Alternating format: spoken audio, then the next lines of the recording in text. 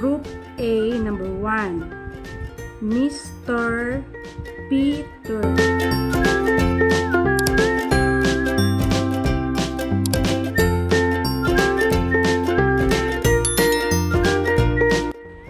Group A, number 1, Mr. Peters. This is a name of a person. Will write for place. Period. Number 2, my niece reads at a slow pace.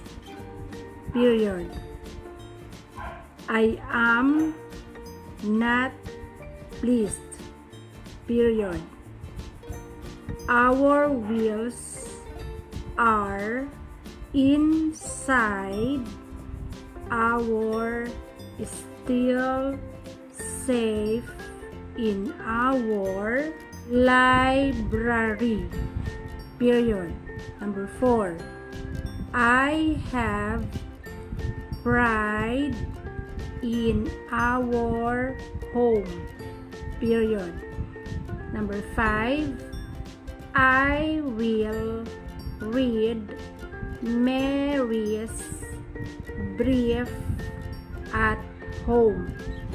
Period. Please leave it in my library. Number 6, our sales in our Reno store are high. Period. I am indeed pleased. Period. 7, our sales in our area store are low. Period. Group B, number 8, I have a slight pain in my right ear. Period. I will stay inside. Period. Number 9, I will mail Mr. Daring a brief note. Period. Number 10, Mr. Payne, a well-known labor leader, will buy my home in May. Period. 11, I am driving home in an hour or so. Period. Please notify my niece. Period. 12, my neighbor Mr. Peter Bates saved my life. Period. Faye made a will in Mary's favor. Period. 14, Mr. Blair's neighbors are polo players. Period. Group C, number 15. I realize I am late. Period. 16, my niece owns an airplane. Period. It flies at 350 miles an hour. Period. 17. I will sign a lease in May. Period.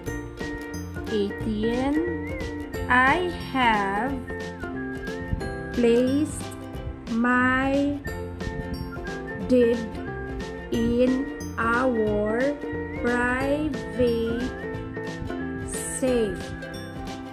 Period. 19. Our papers are in my file. Period. 20. Mr. Bates stayed in my library an hour or so writing a paper. 21. Please buy me a spare tire. Period. Group D, number 22. I am not filing. Period. I might fail in typing.